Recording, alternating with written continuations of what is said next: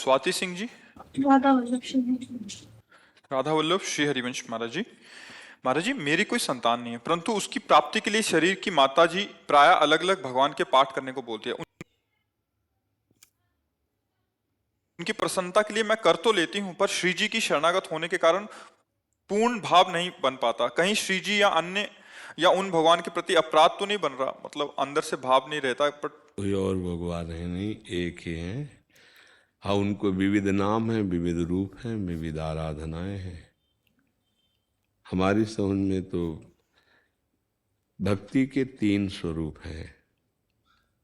एक है वैधि, एक है गौड़ी और एक है अनुरागात्मिका। वैधि भक्ति में शास्त्र विधान के अनुसार भक्ति की जाती है। गौड़ी भक्ति में भगवान की किसी एक नाम रूप की प्रधानता, ऐश्वर्य महिमा, भगवान ऐसे, भगवान ऐसे, भगवान ऐसे।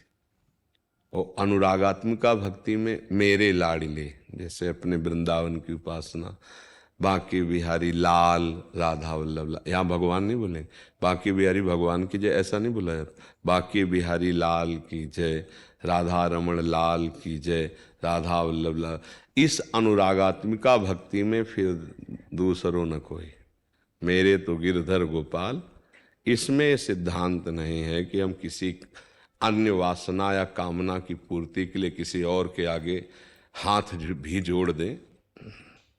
बने तो रघुवर ते बने, ये अनुरागात्मा। बने तो रघुपर ते बने, बिगड़े तो भरपूर, तुलसी औरन ते बने, ता बनिबे पे धूर। ये प्रेम लक्षणा भक्ति का। अब अगर यहाँ कोई जुड़ता है तो समझना चाहिए कि ये प्रेम लक्षणा भक्ति का गढ़ है, ये वृंदावन। अच्छा, संतान आदि या सुख आदि, जैसे ना चाहने पर दुख अपने आप आ जाता है, ऐसे ही अगर योग है संतान का तो आप ना भी चाहो तो हो जाएगा। देखो ना, कितने ऐसे लोग हैं, खाने की व्यवस्था नहीं, चाहते भी नहीं कि संतान हो, पर कई संतान हो जाती क्योंकि योग है। बहुत धन है, ऐश्वर्य है, वैभव है, पर योग नहीं है। पति पत्नी सुंदर हैं, सारी व्यवस्थाएं हैं, डॉक्टरी भी करवा चुके, सब व्यवस्था, पर योग नहीं है। तो योग ना होने पर फिर नहीं होगा।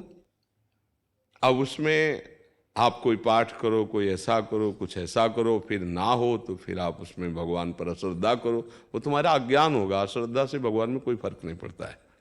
श्रद्धा करोगे तो तुम्हारा मंगल हो जाएगा। अगर योग नहीं है तो कुछ भी किया जाए संतान नहीं हो सकती। जैसे श्रीमद् भागवत में कथा आती है कि आत्मदेव नाम के ब्राह्मण के पास खूब ऐश्वर्य संपत्ति सब थी, पत्नी थी जिनका नाम धुंधुली था। अब पति ने बहुत साधना की, दान पुण्य किया, बड़े विद्वान थे वो, तो सब अनुष्ठान किए, लेकिन संतान नहीं हुई। और हार करके इस बात में जल करके कि अब जाके जंगल में मैं आत्महत्या कर लूंगा, मेरे तो संतान है ही नहीं। तो जंगल में गए तो देखा सन्यासी जी आ रहे थे, तो उनके चरणों में गिर पड़े, रोए बहुत कि भगवान मैं तो यहाँ शरीर ही छोड़ने आया था, क्यों चिंतित हो तुम? बोले संतान हमारे नहीं है। तो उनका मैं योग देख रहा हूँ, तुम्हारे भाल में संतान की रेखा नहीं है। तो उनका महाराज अब हम तो जिएंगे नहीं अगर संतान नहीं मिला। तो उनका भाग्य में रेखा नहीं है संतान की, मान लो सुखी हो जाओगे। बोले नहीं महाराज हम तो उन्होंने तपोबल से एक फल प्रकट किया और दिया कि अगर अपनी पत्नी को खवा दोगे तो गर्भवती हो जाएगी, बढ़िया संतान होगी, पर तुम्हारे है नहीं भाग्य में संतान ही होगी। फल दे दिया। फल लेके गए, अपनी पत्नी से कहा कि ऐसा है, तो उसने कहा हम खा लेंगे, विश्वास में दे दिया। और उसने अपनी बहन को बुलाया और कहा कि हम तो कभी गर्भ धारण नहीं किया, तुम्हारे तो कई बच्चे हो गए, बड़ी पीड़ा होती होगी प्रसव के समय, 9 महीना पेट में धारण करना, फिर हम कुछ खा नहीं पाएंगी। और कई तरह की कल्पना करके अपनी बहन से कहा कि तुम एक काम करो, तुम गर्भवती हो, मैं नाटक करूंगी गर्भवती का, और जहाँ संतान हो तो मुझे दे देना और मैं तुम्हें पैसा दे दूंगी, और तुम ये अपने पति को कह देना कि संतान मर गए। ऐसे और परीक्षा के लिए इस फल को हम गाय को खवा देते हैं। तो गाय को वो फल खवा दिया। अब वो समय से जब उनकी बहन के लड़का हुआ तो वैसे ही नाटक पूरा हुआ, पैसा उधर चला गया उधर। अब ये हुआ कि आत्मदेव ब्राह्मण के पुत्र हुआ, बड़ी खुशी हो गई। अब उसने अपने पति से कहा कि पूर्व में संतान ना होने के कारण मेरे वक्षा स्थल में दूध नहीं है, मेरी बहन के लड़का हुआ तो वो पधार गया, तो अगर उसको हम सेवा के लिए बुला लें तो बढ़िया रहेगा। तो बुला लिया, वो बढ़िया बात बन गई क्योंकि बहन थी। वो इधर समय आने पर गाय के पुत्र हुआ तो कान भर गाय के, बड़ा ही तेजस्वी, क्योंकि ऋषि का फल। अब देखो भाग्य में पुत्र नहीं है तो नहीं हुआ ना, और आत्मदेव को लग रहा है कि मेरे पुत्र हो गया। अब वो दुराचारी इतना बाल्यावस्था से खेलते हुए बालकों को कुएं में डाल दे, और जब जवान हुआ तो फिर पिटाई शुरू की अपने माँ की और पिता की, सबकी। और मार मार के एक बार तो इतना माँ को मारा कि वो प्राण त्यागने के लिए कुएं में गिरी और मर गए। बड़ा अत्याचार।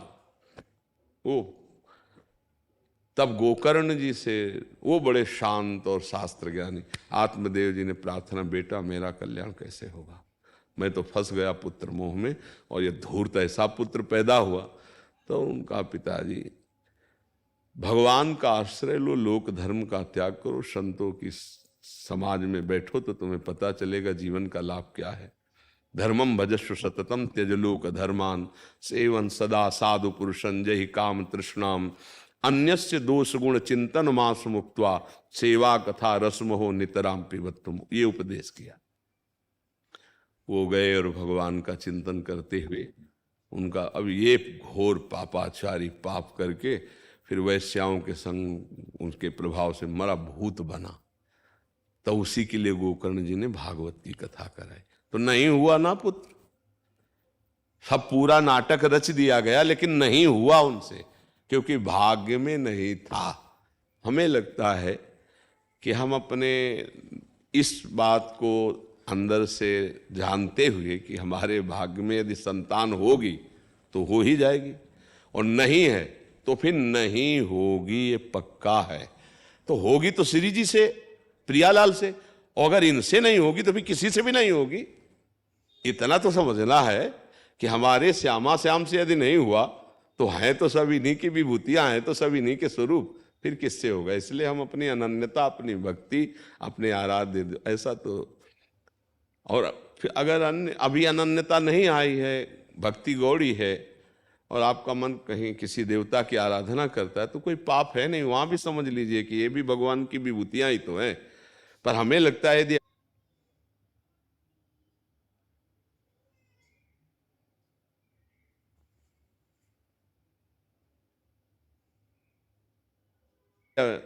प्रभु श्री कृष्ण से, प्रियाजू से नहीं बना तो किससे बनने वाला है? सब तो इन्हीं के।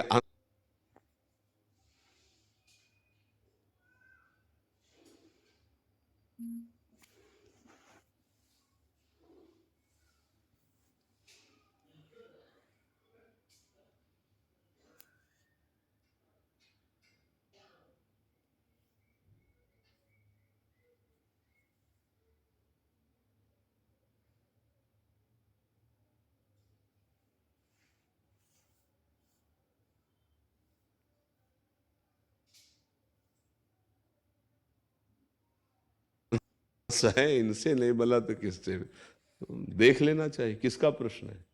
हाँ, देख लेना चाहिए,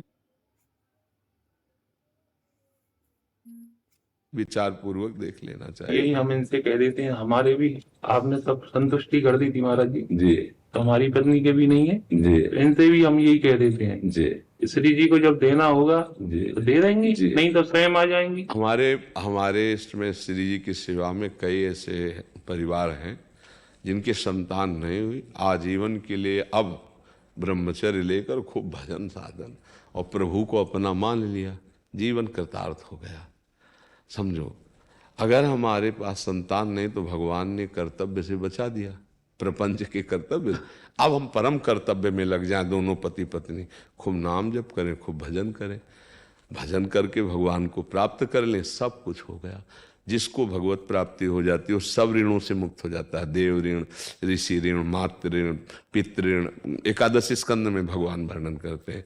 हाँ, अगर कुछ उपाय आदि करने से तो गृहस्थी धर्म है, अच्छा है, लेकिन उपाय के बाद भी यदि सफलता नहीं तो राजी रहना सीखो कि भाई अब हमारे प्रारब्ध में नहीं है।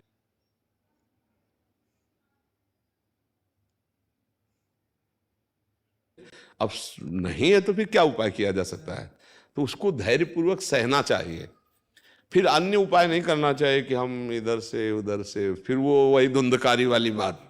हाँ, उसमें क्या होगा कि जैसे आपकी संतान है तो आपके अंश से पैदा है, आपका स्वभाव, माता पिता का रूप और स्वभाव जाता है पुत्र के ऊपर, पहचाना नहीं जाता। तुम उनके लड़के हो क्या?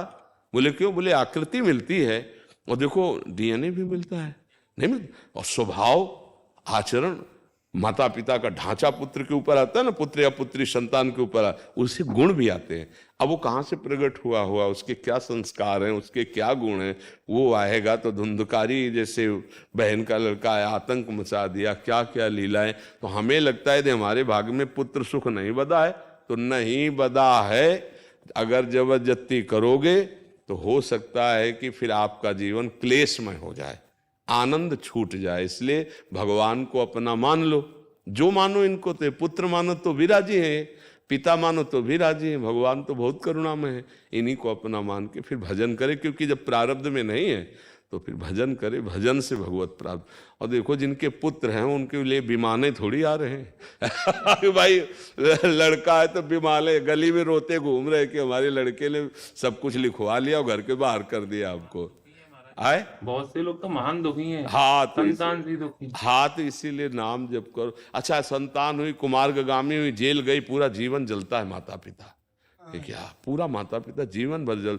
कितने ऐसे वृद्ध लोग हमें मिले जो अच्छे ऐश्वर्यवान थे, उनके पुत्रों ने पैर छू छू करके सब अपने अंदर में कर लिया और जो धक्का मार के बाहर निकाल दिया, रोते घूम रहे। तो जरूरी नहीं कि पुत्र प्रकट होगा तो सुख ही देगा, और अगर विधान में सुख है, पुत्र सुख है, तो बिना प्रयास के हो रहे हैं। रोकना चाहे तो नहीं रुकेंगे। अगर 4 संतान 5 जो भी होना हो जाएगा।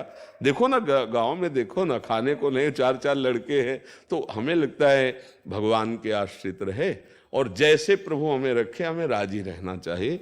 इधर उधर ज्यादा परेशान नहीं होना चाहिए, नहीं उसमें धोखा भी हो सकता है, जीवन अशांत भी हो सकता है। अन्नू और अमर